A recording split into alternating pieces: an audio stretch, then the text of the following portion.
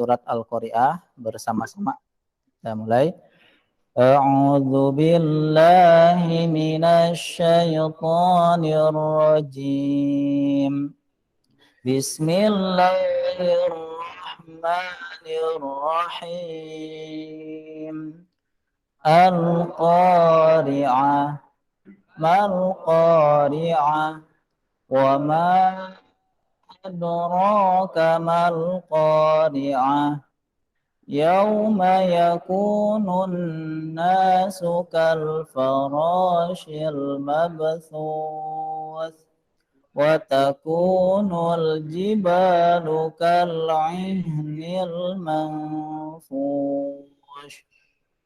fa amma man thaqulat mawazinuh fahuwa fi 'ishatin radiyah wa amma man khaffat mawazinuh fa ummuhu hawiyah wa ma adraka ma hiya narun hamiyah.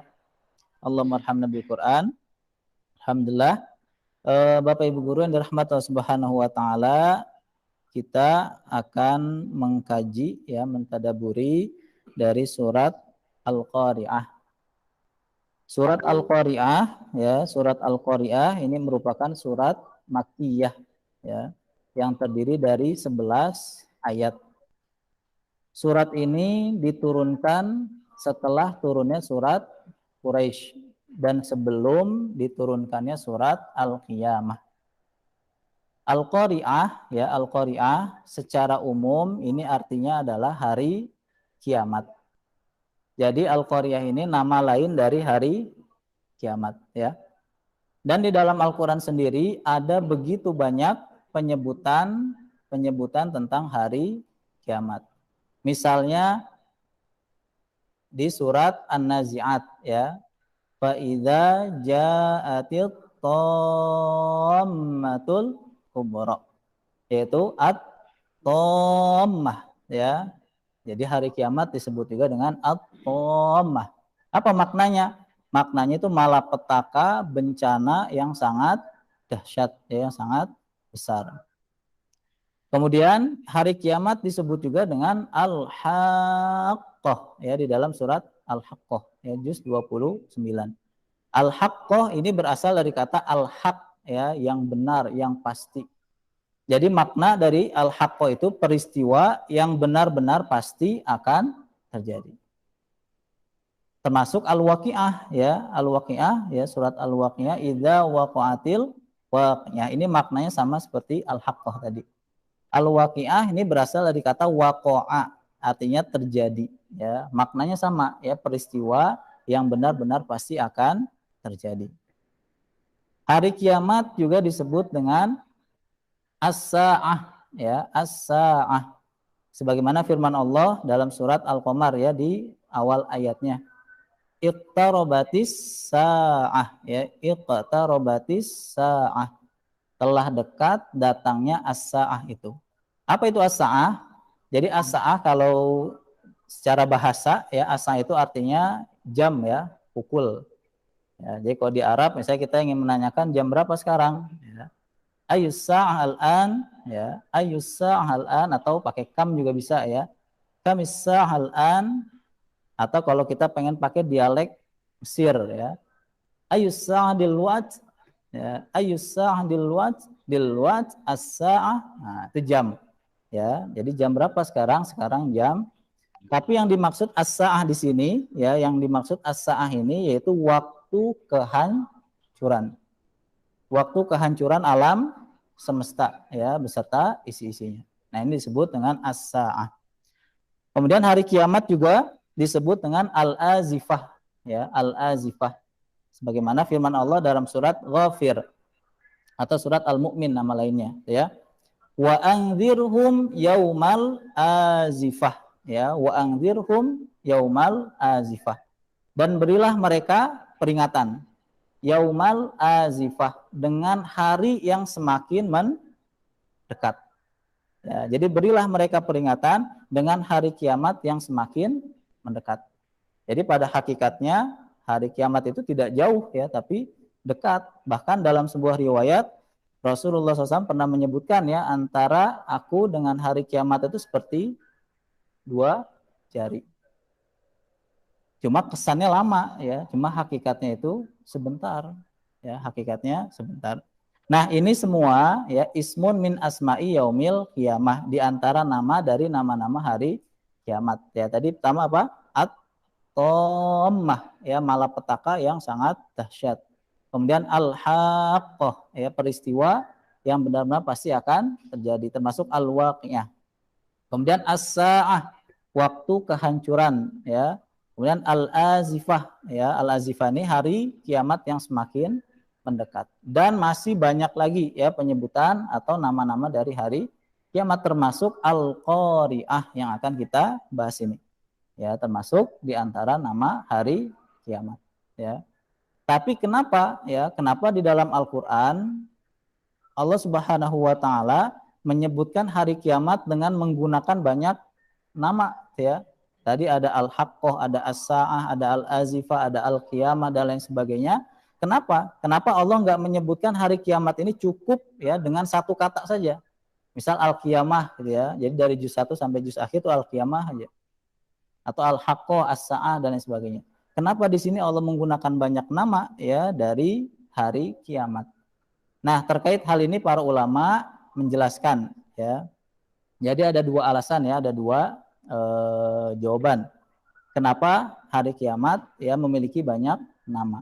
Yang pertama ya, para ulama menjelaskan banyaknya nama ya, banyaknya nama pada sesuatu ya. Jadi ketika ada sesuatu memiliki banyak nama, ini menunjukkan betapa agungnya, betapa dahsyatnya, betapa besarnya sesuatu tersebut.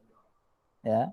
Jadi ketika ada sesuatu nih dan sesuatu ini memiliki banyak nama, artinya ini ada yang ingin ditunjukkan betapa luar biasanya, betapa dahsyatnya, ya, betapa besarnya sesuatu tersebut.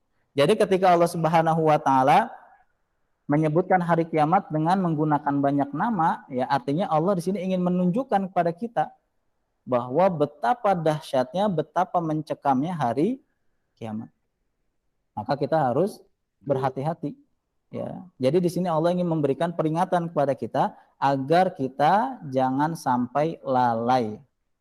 Ya, agar kita terus memberikan perhatian yang lebih terhadap hari ini nih, hari akhir. Sebab kalau kita lalai, ya, kemudian kondisi iman kita lemah, terkikis, hilang, ya, pada akhirnya termasuk orang-orang yang merasakan dahsyatnya hari kiamat. Nauzubillah, ya. Nauzubillah. Jadi jangan sampai ya berharap bisa merasakan ya, karena orang-orang yang merasakan hari kiamat ya, orang-orang yang menjumpai hari kiamat ini adalah orang-orang yang paling celaka. Jadi seburuk-buruknya manusia ya, seburuk-buruknya manusia yaitu mereka yang mendapati dirinya dengan hari kiamat. Nauzubillah ya, teman. Jadi jangan berharap bisa menjumpai ya, karena ini orang-orang yang bisa merasakan atau yang bisa menjumpai hari kiamat yang tidak ada keimanan di dalam hatinya ya. Dan insya Allah orang yang beriman ini tidak akan merasakan hari kiamat. Nah karena itu Allah menggunakan banyak nama ini untuk mengingatkan kita ya, agar kita selalu ingat ya, eling terhadap hari akhir ini gitu. Nah ini alasan yang pertama ya. Kemudian yang kedua, banyaknya nama pada sesuatu ini tidak menunjukkan persamaan kata ya atau sinonim antara satu nama dengan nama yang lainnya, melainkan memiliki makna tersendiri ya. Jadi ada makna masing-masing sebagai ciri, sebagai karakter, sebagai identitas dari sesuatu tersebut. Jadi misalnya kenapa hari kiamat disebut al-haqqah? Karena hari kiamat adalah peristiwa yang benar-benar pasti akan terjadi. Kenapa hari kiamat disebut dengan as-sa'ah? Ya, karena hari kiamat adalah hari kehancuran seluruh alam semesta. Kenapa hari kiamat disebut dengan al-azifah misalnya? Ya, karena terus mendekat, nggak mungkin menjauh. Ya, jadi nama-nama ini sebagai penguat ya betapa dahsyatnya hari kiamat. Ya, jadi banyak penjelasnya. Atau misal contoh lainnya ya, Asmaul Husna ya. nama-nama Allah yang baik. Kenapa Allah memiliki banyak nama? Tadi dua. Ya, karena ingin menunjukkan betapa maha agungnya Allah Subhanahu wa taala. Betapa maha kuatnya Allah Subhanahu wa taala. Betapa maha perkasanya Allah Subhanahu wa taala. Dan tidak ada satupun makhluk yang bisa menandingi Allah Subhanahu wa taala. Dan antara satu nama dengan nama yang lainnya ini bukan persamaan kata tapi punya makna sendiri yang menunjukkan sifat-sifat agung Allah Subhanahu wa taala. Jadi Allah Ar-Rahman, Allah adalah Maha Pengasih. Allah Ar-Rahim, Allah adalah Maha Penyayang. Allah Ar-Razzaq, Allah adalah yang Maha Pemberi rezeki. Nah, ini kenapa ada sesuatu misalnya ya, hari kiamat ada banyak nama. Allah memiliki banyak nama. Nah, ini dua ya, karena ingin menunjukkan betapa agungnya, betapa dahsyatnya, betapa luar biasa sesuatu tersebut. Dan nama-nama ini memiliki makna tersendiri yang menunjukkan ya sifat atau identitas dari sesuatu tersebut. Wallahu a'lam. Kita lanjutkan Bapak Ibu yang dirahmati Allah Subhanahu wa taala. Jadi surat Al-Qari'ah ini ya secara umum tadi membicarakan tentang hari kiamat. Tapi secara spesifik dibagi menjadi dua pembahasan ya. Bagian yang pertama membicarakan tentang gambaran suasana hari kiamat ya. Kemudian bagian yang kedua membicarakan tentang adanya timbangan amal perbuatan manusia beserta balasannya. Nah, insyaallah kita akan bahas bagian yang pertama. Bismillahirrahmanirrahim. Al-Qari'ah, mal-Qari'ah, wa ma adraka mal-Qari'ah. Yauma yakunun nasu kal farashil mabthuth wa takunul jibalu kal ahnil manfush. Jadi bagian yang pertama ini dari ayat 1 sampai ayat yang kelima. Nah, di sini ada yang menarik Bapak Ibu guru yang dirahmati Allah Subhanahu wa taala. Di dalam surat Al-Qari'ah ya, Allah Subhanahu wa taala membuka surat ini hanya dengan satu kata saja. Yaitu Al-Qari'ah, hari kiamat. Padahal kalau kita merujuk ke dalam bahasa Arab ya ini tidak termasuk kalimat yang efektif ya. Hari kiamat. Ya apa hari kiamat? Ya maksudnya apa hari kiamat? Jadi nggak ada keterangan. Al-Qari'ah. Dan di dalam bahasa Arab ya dikenal ya ketika kita ingin membuat satu kalimat ya ini bisa menggunakan dua jenis kalimat ya, bisa menggunakan jumlah fi'liyah, bisa juga menggunakan jumlah ismiyah. Jumlah fi'liyah ini kalimat yang terdiri dari fi'il kata kerja, fa'il subjek, kemudian maf'ul bih objek. Jadi kalau ada kalimat di dalamnya ada kata kerja, ada subjek, ada objek, ini dalam bahasa Arab disebut jumlah fi'liyah. Misal contoh, qara'a Muhammadun al-Qur'ana. Misal, ya qara'a Muhammadun al-Qur'ana. Qara'a ini kata kerja, fi'il. Muhammadun subjek, fa'il. Al-Qur'ana objek, maf'ul bih. Nah, ini termasuk jumlah fi'liyah.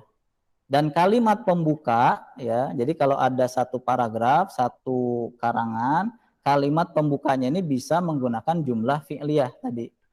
Ya, qara'a Muhammadun al-Qur'an. Artinya apa? Muhammad telah membaca Al-Qur'an. Jadi kalau kita teruskan nih, yang tadi menjadi kalimat pembuka, Muhammad telah selesai membaca Al-Qur'an, titik. Kemudian Muhammad meneruskan dengan membaca terjemahan dan seterusnya. Jadi kalimat pembukanya tadi kan jumlah fi'liyah. Atau bisa juga menggunakan jumlah ismiyah ya. Jumlah ismiyah itu kalimat yang terdiri dari dua, mubtada dan khobar. Sederhananya mubtada itu yang diinformasikan, khobar itu informasinya. Ya. Misal ya, yang ingin kita informasikan apa? Misal yang kita ingin informasikan masjid ini ya. Ini yang ingin kita informasikan. Informasinya apa? Informasinya misal indah ya. Masjid ini indah. Berarti kalau dalam bahasa Arab al-masjidu jamilun. Nah, jadi al-masjidu mubtada yang diinformasikan informasinya jamilun khobar. Dan ini bisa menjadi kalimat pembuka juga dalam sebuah paragraf. Misal kalau ini kita terapkan ya. Masjid itu indah. Dindingnya dihiasi dengan kaligrafi yang menawan misalnya. Lantainya menggunakan marmer, ya kan dideskripsikan ya, benar nggak? Teks deskripsi ya. Nah, dan seterusnya sampai akhir ya. Jadi kalimat pembuka bisa dengan jumlah fi'liyah, bisa dengan jumlah ismiyah. Tapi di sini di surat Al-Qari'ah ayat pertamanya justru bukan jumlah fi'liyah, bukan juga jumlah ismiyah. Al-Qari'ah, hari kiamat. Disebut jumlah fi'liyah nggak bisa, karena nggak ada kata kerja, nggak ada subjek, nggak ada objek. Yang paling memungkinkan disebut jumlah ismiyah. Kenapa? Karena mubtada khobar ini dua-duanya harus isim ya, kata benda. Jadi kalau kita ingin membuat jumlah ismiyah, mubtadanya harus isim, khobarnya juga harus isim. Isim itu kata benda. Tadi masjid kata benda.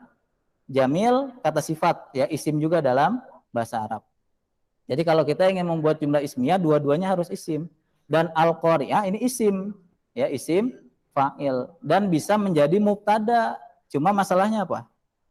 Nggak ada khobarnya. Hari kiamat. Hari kiamatnya apa? Yang diinformasikannya kan hari kiamat, tapi informasinya apa? Sama kayak kita bilang masjid. Masjid, ya apa masjid? Kenapa masjid? Tapi kalau udah ada tambah jamilun, masjid itu indah, baru menjadi kalimat yang efektif. Nah, di sini kenapa Allah membuka hanya dengan satu kata saja, al-qari'ah. Nah, ini dijelaskan sama Syekh Mutawalli Asy-Sya'rawi ya. Jadi Syekh Mutawalli Asy-Sya'rawi menjelaskan kata al-qari'ah ya, kata al-qari'ah ini menunjukkan keadaan darurat, situasi genting ya, keadaan emergensi. Ya, jadi kata al-qari'ah ini menunjukkan keadaan darurat, situasi genting ya, emergensi dan kondisi darurat tidak membutuhkan kalimat panjang untuk menginformasikannya. Ya, jadi keadaan darurat tidak membutuhkan kalimat panjang. Misal ya, misal. Dan ini nggak mungkin ya, nggak mungkin terjadi. Ya ini misal saja. Salah satu ruangan ya terjadi kebakaran misal ya. Dan nggak ada yang tahu nih, ya nggak ada yang tahu. Yang tahu kecuali cuma Pak Adi misalnya. Ya, yang tahu ada kebakaran. Terus ngelapor ke Pak Hasbi ya. Tapi ngelapornya, Pak Hasbi, saya ngelihat ada api di ruangan ini, ya. Saya ngelihatnya sih dari casan nih, kayaknya konslet. Terus nyamber ke kursi, terus nyamber ke buku, ya keburu habis satu gedung ya. Awalnya dari satu ruangan, padahal cukup dengan satu kata apa? Ah, Pak Hasbi kebakaran, Pak Hasbi kebakaran, Pak Hasbi. Nah. Pak Hasbi, ya. Ini situasi darurat genting ya, jadi nggak bisa menggunakan kalimat yang panjang, cukup satu kata aja, kebakaran, kebakaran. Termasuk ini al-qari'ah ya, untuk menunjukkan, untuk menggambarkan kondisi yang mencekam pada saat itu. Ya cukup satu kata al-qari'ah. Dan ketika ada orang yang mendengar ya, kayak Pak Adi misal, Pak Hasbi kebakaran, otomatis yang mendengarkan langsung pegang, mencekam, panik ya. Nah, ini Pak, nah, panik ya. Ambil air, terpondam karya.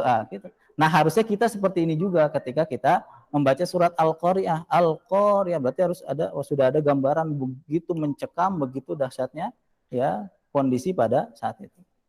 Nah, ini ya alasannya, rahasianya kenapa di sini Allah membuka ya surat Al-Qari'ah hanya dengan satu kata. Ya, Al-Qari'ah, karena ingin menunjukkan ya keadaan darurat, situasi genting pada saat itu. Dan kondisi darurat tadi tidak membutuhkan kalimat yang panjang untuk menjelaskannya, untuk menginformasikannya. Ditambah, ya, kenapa di sini hanya satu kata? Agar kita selaku pembaca, ya, ini menaruh perhatian yang lebih. Kayak tadi kan ketika kebakaran, otomatis kita langsung terfokus kan, ya, ke ruangan, panggil ini, panggil ini. Nah, ini juga sama hikmahnya, ya, agar memberikan peringatan ya, agar manusia ini memberikan perhatian yang lebih kepada hari kiamat dan juga mempersiapkan. Nah, itu tadi rahasianya kenapa kok di sini dibuka dengan satu kata saja al-qari'ah, karena menggambarkan betapa dahsyatnya, mencekamnya ya kondisi hari akhir ya, akhir zaman pada saat itu. Nah, itu ya Bapak Ibu dan Bapak Allah Subhanahu wa taala. Jadi menurut penjelasan Syekh Mutawalli Asy-Sya'rawi, Al-Qari'ah sendiri ya, Al-Qari'ah sendiri ini berasal dari kata qara'a ya qoro'a, bukan qoro'a tadi ya. Kalau tadi qoro'a hamzah itu artinya membaca. Kalau qoro'a ya al-qur'u isimnya, qoro'a kata kerjanya. Jadi makna dari al-qari'ah ini apa? Ya makna dari al-qari'ah yaitu ketukan yang keras, ya ketukan yang keras, atau pukulan yang kuat, ya atau suara yang kencang itu al-qari'ah. Jadi ketukan yang keras, pukulan yang kuat, suara yang kencang. Yang dengan itu semua, ya yang dengan itu semua tadi kemudian menimbulkan ketakutan dan melemahkan seluruh kekuatan manusia. Ya, misal kita lagi tidur enak, pules. Ya, tidur pules tiba-tiba pintu rumah kita ada yang gedor dan gedor itu benar-benar ya, otomatis kita bangun kaget dan takut ya. Siapa itu? Buat ngebukanya juga ya, buat itu nggak berani, takut siapa nih, takutnya. Nah, itu al-qari'ah. Jadi suasana yang mencekam membuat kita takut ya, bergidik. Atau misalnya pukulan yang kuat ya, ada orang mukul kalap ya, mukulnya sampai menimbulkan suara ya. Kita kalau ngelihat orang mukul kalap pasti kan ya takut, ngeri, mau melerai juga nggak berani kan, karena takut ini juga diserang ya. Membuat kita ketakutan yang luar biasa. Atau suara yang kencang ya, contohnya kita mendengar suara gelegar petir, ini kan udah buat kita ciut ya. Kita lagi di taman misalnya ada petir, langsung lari ke ruangan tertutup ya, jantung berdebar, aduh takut luar biasa. Nah, jadi al-qari'ah itu suasana mencekam yang menimbulkan ketakutan di dalam diri seseorang, itu al-qari'ah. Jadi intinya al-qari'ah apa? Peristiwa yang besar yang mencekam di mana pada hari itu terjadi kekacauan ya, bencana, malapetaka yang sangat dahsyat sehingga membuat orang-orang yang merasakan peristiwa tersebut begitu ketakutan ya, dan tidak berdaya sedikit pun ya. Jadi nggak ada kekuatan apa-apa. Makanya di dalam surat Al-Hajj ya, di ayat 2 ya, apa? Tadhalu kullu murdi'atin amma ardu'at ya, tadhalu kullu murdi'atin amma ardu'at wa tad'u kullu dzati hamlin hamlaha wa taron nasa sukara wa ma hum bisukara. Jadi di sini digambarkan kondisi manusia pada saat itu.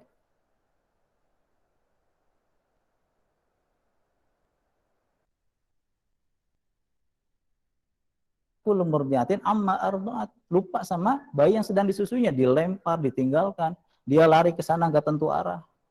Saking tadi paniknya. Wa tad'u kullu dzati hamlin hamlaha, ya wanita yang lagi hamil juga tiba-tiba keguguran. Ya, saking mencekam. Wa taron nasa sukara wa ma hum bisukara. Jadi manusia pada saat itu seperti orang-orang yang mabuk ya. Linglung, bingung ya. Wa ma hum bisukara, padahal mereka enggak mabuk. Ya, ini gambaran dia betapa dahsyatnya, betapa mencekamnya situasi pada saat itu. Nah, ini al-qari'ah namanya. Ya, jadi al-qari'ah ya, peristiwa besar yang mencekam sehingga membuat kita ketakutan ya. Kayak tadi ada yang ngetok tiba-tiba malam gedor-gedor ya, membuat kita takut, nggak berdaya, buat buka pintu aja nggak berani.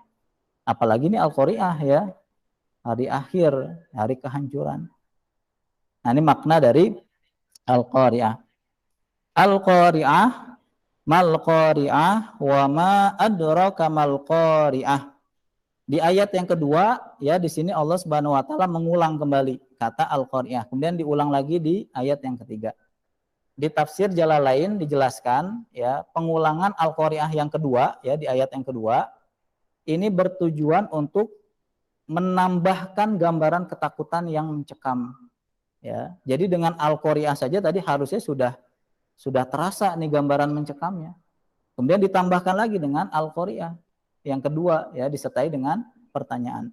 Mal qari'ah ya. Apakah hari kiamat itu? Kemudian di ayat yang kedua, yang ketiga, wa ma adraka mal qari'ah. Dan tahukah engkau ya apakah hari kiamat itu? Kalau di kajian ulumul Quran ya, jadi ketika ada redaksi wa ma adraka, kemudian diikuti dengan kata setelahnya. Jadi ini ingin menunjukkan ada sesuatu yang luar biasa ya. Jadi ada makna yang dahsyat ya dari kata setelahnya. Jadi misal di surat Al-Qadar ya, tadi yang kita murojaah di pas pagi Ya, wa ma adraka ma lailatul qadar. Jadi wa ma adra, kemudian ada Lailatul Qadar. Jadi ingin menunjukkan betapa utamanya malam Lailatul Qadar. Betapa agungnya Lailatul Qadar. Ya, betapa dahsyatnya Lailatul Qadar. Tapi redaksi wa ma adraka juga ini tidak bisa ditembus oleh akal. Ya, jadi kalau ada wa ma adraka, kemudian ada kata, oh artinya ini sesuatu yang luar biasa dan tidak bisa ditembus oleh akal manusia. Jadi nggak ada yang tahu kapan itu Lailatul Qadar turun, tanda-tandanya bagaimana, nggak ada yang tahu. Termasuk Al-Qari'ah, ya, wama adraka mal qari'ah. Ya, jadi untuk menunjukkan betapa dahsyatnya Al-Qari'ah. Dan nggak ada yang tahu ya Al-Qari'ah itu seperti apa, ini hanya gambaran saja. Realnya lebih menakutkan, ya. Realnya lebih menakutkan. Jadi itu wama adraka, ya, sebagaimana yang dijelaskan oleh Syekh Mutawalli Asy-Sya'rawi. Jadi ketika Allah Subhanahu wa taala mengatakan wama adraka, ya, kan ada banyak tuh wama adraka di dalam Al-Qur'an. Jadi ketika Allah mengatakan wama adraka, ini artinya tidak ada yang mengetahui seorang pun. Ya, tidak ada yang mengetahui seorang pun. Jadi maksudnya apa? Jadi maksudnya ini pertanyaan yang tidak membutuhkan jawaban. Dan tahukah engkau apakah hari kiamat? Ya nggak butuh jawaban. Karena sebagai pengingat, sebagai peringatan, ya, untuk manusia agar selalu ingat terhadap hari kiamat, ya, berhati-hati, bersiap, ya, mempersiapkan diri dengan apa? Dengan terus meningkatkan keimanan kita kepada Allah Subhanahu wa taala.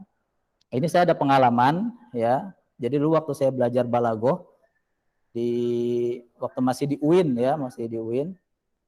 Jadi saya kuliah sambil santren. Saya telat, harusnya jam 4 itu mulai kajian balaghah, ya, kajian balaghah. Saya sama teman saya telat karena ada kegiatan, terus datang gabung saja, ya, sama teman-teman yang lain. Ditanya sama guru saya, jam berapa sekarang? Saya jawab, jam 4:30, Sat. Tah, iya contohnya, ya. Contoh pertanyaan yang tidak membutuhkan jawaban, tapi ini dijawab, bodoh berarti. Bodoh. Kan lagi menjelaskan tadi pertanyaan yang tidak membutuhkan jawaban. Jadi saya bertanya ini bukan untuk mendapatkan jawaban, artinya kenapa kamu telat, ya gitu maksudnya. Ya saya jawab jam 4:30, ya, karena nggak tahu kan materi yang dipelajari apa. Nah ini juga sama, artinya dan tahukah engkau apakah hari kiamat itu? Nah, ini bukan pertanyaan yang membutuhkan jawaban. Jadi agar kita merenung, agar kita memberikan perhatian yang lebih terhadap hari kiamat dan juga mempersiapkan diri, gitu. Nah, ini wama adraka mal qari'ah. Jadi di ayat 1, 2 dan 3 di sini Allah ingin memberikan peringatan kepada kita, ya, agar kita tadi menaruh perhatian yang lebih kepada hari kiamat, ya, sehingga kita tidak lalai, terus mempersiapkan diri dengan apa? Dengan meningkatkan keimanan kita kepada Allah Subhanahu wa taala. Jadi jangan sampai kita lalai, kan iman itu yazid wa yanqus, ya, naik turun. Jangan sampai karena lalai iman itu terus turun sehingga terkikis, lama-lama hilang, naudzubillah. Kalau sudah hilang maka sudah dipastikan, ya. Kalau panjang umur, ya, kebetulan, ya, panjang umur dan bisa dipastikan, ya, orang yang nanti akan merasakan dahsyatnya hari kiamat. Naudzubillah, ya. Jadi ini menjadi pengingat bagi kita ayat 1 sampai ayat 3. Nah, baru kemudian di ayat yang keempat, ya, sampai ayat yang kelima di sini Allah menunjukkan, ya, sedikit gambaran betapa dahsyatnya hari kiamat. Bagaimana? Yauma yakunun nasu kal farashil mabthus wa takunul jibalu kal ihnil manfush. Yauma yakunun nasu kal farashil mabthus, ya, pada hari itu manusia itu seperti laron, ya, yang bertebaran, ya, terbang nggak tahu arah, ya, ke sana ke sini bercampur, ya, itu seperti laron. Laron kan binatang yang itu, ya, di lampu kan. Jadi bercampur, ya, nggak tentu arah, tapi pada akhirnya tumbang, berguguran, ya, mati. Nah manusia pada seperti itu, dia lari ke sana, lari ke sini. Makanya tadi di Al-Hajj itu bagi orang yang mabuk, ya, seperti orang yang mabuk, padahal mereka tuh nggak mabuk. Sampai akhirnya mereka berguguran. Wa takunul jibalu kal ihnil manfush, dan gunung-gunung yang semula itu kokoh, berdiri kuat, mencengkeram ke tanah, ya, itu seperti bulu, ya, kapas yang berhamburan. Jadi kayak kita ngambil kapas, kita tiupkan, terbang. Itu gunung-gunung, ya, pada saat itu. Di sini Allah ingin menunjukkan, ya, manusia yang semulanya angkuh, sombong, merasa kuat, pada hari itu semuanya hilang. manusia yang sepulanya ya punya rasa kasih sayang ya, punya emosi yang kuat terhadap pasangan, terhadap anak, pada saat itu sudah tidak ada. Kayak misal ketika bencana tadi aja ya, ketika wanita yang menyusui tiba-tiba lupa. Kalau sekarang kita masih bisa mendapati ya, masih menemukan ketika ada tsunami, ketika ada gempa bumi, ketika ada gunung berapi, kita masih bisa menemukan ya ibu yang rela mengorbankan nyawanya untuk anaknya. Ya, jadi ketika ada gempa hancur, kemudian dibongkar, ternyata menemukan ada seorang wanita lagi memeluk anaknya. Ya, jadi mengorbankan nyawa agar anaknya tetap hidup. Ibunya meninggal. Tapi situasi ini nggak ditemukan ketika hari kiamat. Sekarang masih ada, ya. Tapi nanti enggak. Lagi di sini, tiba-tiba kiamat datang, lempar, tinggalin. Ya saking dahsyatnya, ya, saking dahsyatnya hari kiamat. Bapak Ibu guru yang dirahmati Allah Subhanahu wa taala, langsung aja ya ke bagian yang kedua ya, bagian yang kedua yaitu ayat 6 sampai ayat 11. Di sini Allah Subhanahu wa taala berfirman ya, fa amma man thaqulat mawazinuh fa huwa fi 'ishatir radiyah wa amma man khaffat mawazinuh fa ummuhu hawiyah wa ma adraka ma hiya narun hamiyah. Nah, di bagian yang kedua di sini Allah menjelaskan ya bahwa kelak nanti ya akan ada timbangan amal perbuatan manusia. Yang nanti dari situ akan diketahui ya mana yang akan masuk ke dalam surga, mana yang akan masuk ke dalam neraka ya. Fa amma man thaqulat mawazinu, dan adapun orang-orang yang berat timbangan kebaikannya fahuwa fi 'ishatir radiyah.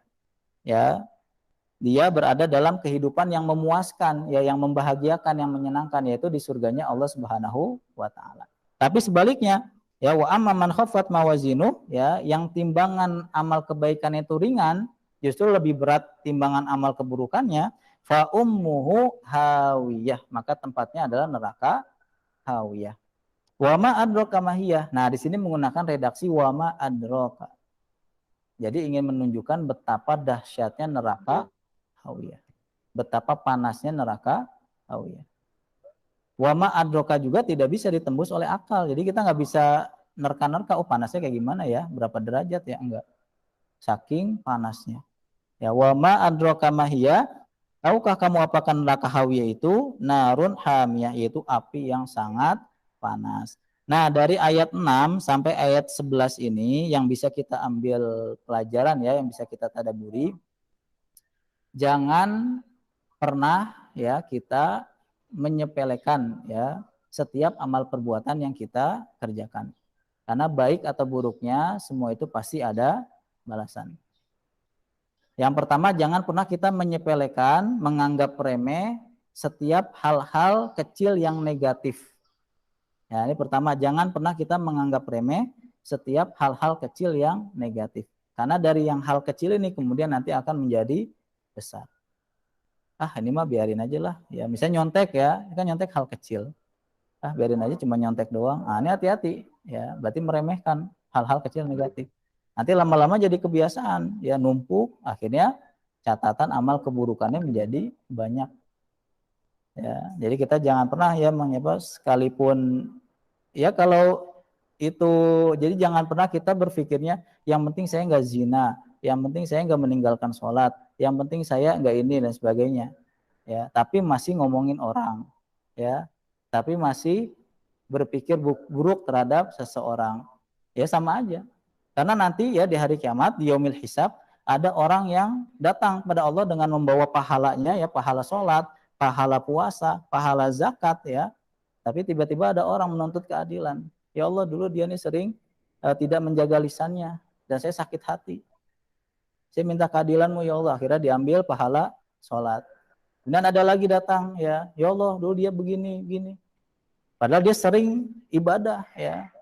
Nggak pernah zina, nggak pernah ini dan sebagainya. Tapi karena tadi ya bisa jadi ada hal-hal negatif yang kecil yang terlewat ya sepanjang hidupnya tidak pernah diperhatikan.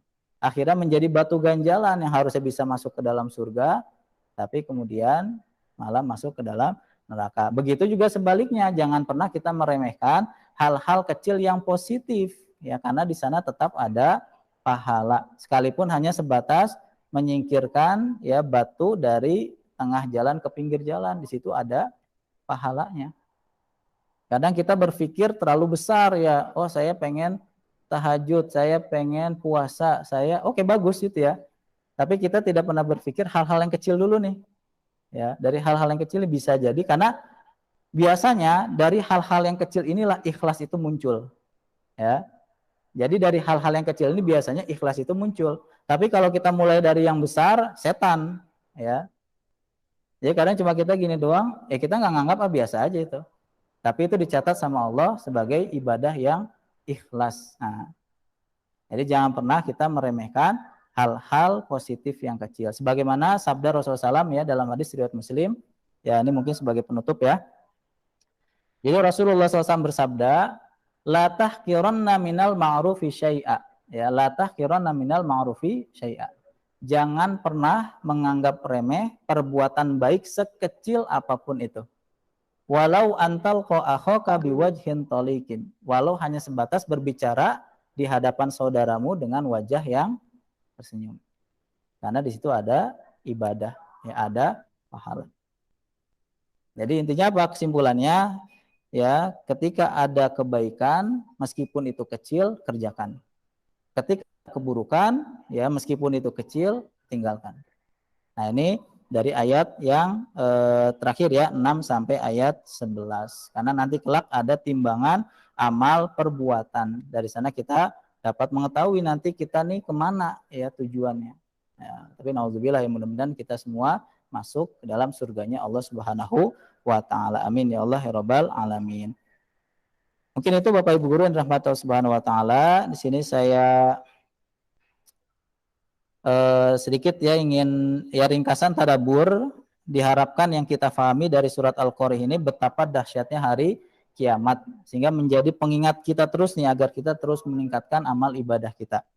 Kemudian gunung dan manusia terbang ya. Ya di sini artinya apa? Ya tidak ada yang bisa kita sombongkan. Ya, karena yang berhak sombong hanya Allah Subhanahu wa taala. Timbangan amal manusia baik maka kita akan bahagia, buruk maka kita akan masuk ke dalam neraka, naudzubillah ya. Nah, ini kandungan makna dari surat Al-Qur'an. Kemudian aksi yang bisa kita laksanakan apa? Ya, kita bisa membaca tanda-tanda kiamat itu apa saja. Kemudian mulai sekarang menabung kebaikan ya di usia produktif ya pada saat ini juga. Kemudian gunakan peluang kebaikan dengan baik. Nah, ini aksi yang bisa kita laksanakan ya. Demikian Bapak Ibu guru yang dirahmati Allah Subhanahu wa taala. Semoga apa yang disampaikan bermanfaat untuk kita semua, khususnya untuk saya pribadi, sehingga kita bisa menjadi hamba-hamba Allah yang bertakwa. Amin ya Allah ya rabbal alamin. Kurang lebihnya itu ya yang benar itu semuanya semata-mata dari Allah Subhanahu wa taala, dan yang salah itu dari saya pribadi. Karena itu saya mohon ampun pada Allah Subhanahu wa taala dan mohon dibukakan pintu maaf yang selebar-lebarnya. Kita tutup dengan baca doa kifaratul majlis. Subhanakallahumma wa bihamdika asyhadu an la ilaha illa anta astaghfiruka wa atubu ilaik. Akhirul kalam. Wassalamualaikum warahmatullahi wabarakatuh.